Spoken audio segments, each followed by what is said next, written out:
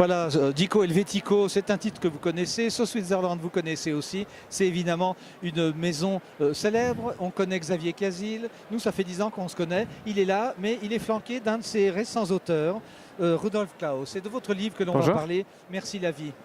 Le concept de Xavier, ce sont des histoires qui vous sont arrivées. Que vous est-il arrivé?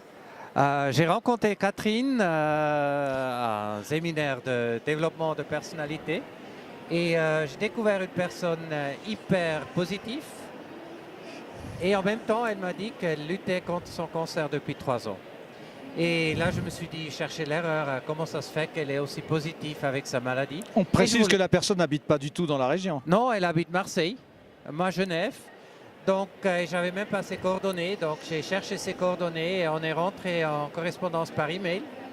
Et on a eu des échanges à une profondeur qui nous a fait penser une fois qu'il fallait le partager, d'où l'idée d'un livre qui raconte notre amitié, notre histoire. Donc il y a une réécriture. Est-ce que vous avez utilisé les textes originaux de vos emails? C'est pas de la saisie brute, votre roman? C'est les emails tels qu'on les a échangés, juste corrigé orthographe et pour le reste c'est 100% authentique, oui absolument. On ne peut pas corriger l'accent, vous n'êtes pas francophone de langue naturelle? Personne n'est parfait, non, non. Je viens de Zurich d'origine, mais je vis depuis plus de 20 ans à Genève. Comment se fait-il que vous ayez écrit un livre? Vous avez écrit avant ou c'est votre premier? C'est mon premier livre. Non, j'étais convaincu que je n'étais pas capable d'écrire un livre, donc il fallait que je l'écrive à mon insu. Je ne savais même pas que j'écrivais un livre, donc c'est comme ça que j'ai combattu la croyance limitante. Maintenant, je songe à écrire d'autres.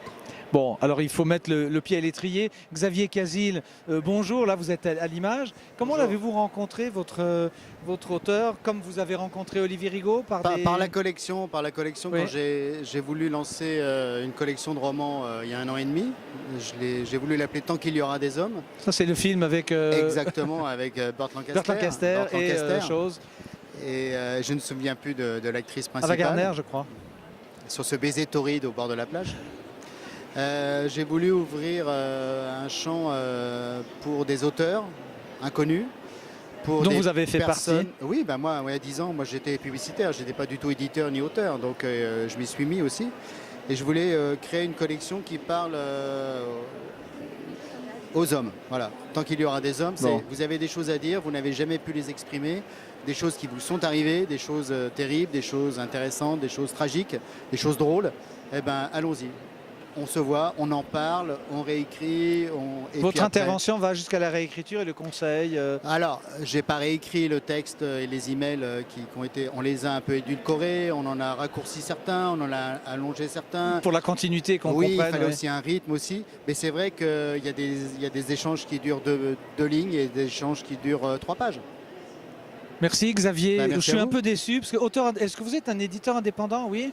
Ah bah, 100%, 100% On vous souhaite un joyeux anniversaire, puis ça ça fait 20 ans que c'est la journée internationale des éditions indépendantes. Voilà, mais moi j'ai 10 ans. Résistant jusqu'au bout. Merci beaucoup, bravo, on va vous lire. Merci à vous. Infiniment. Merci à vous, merci.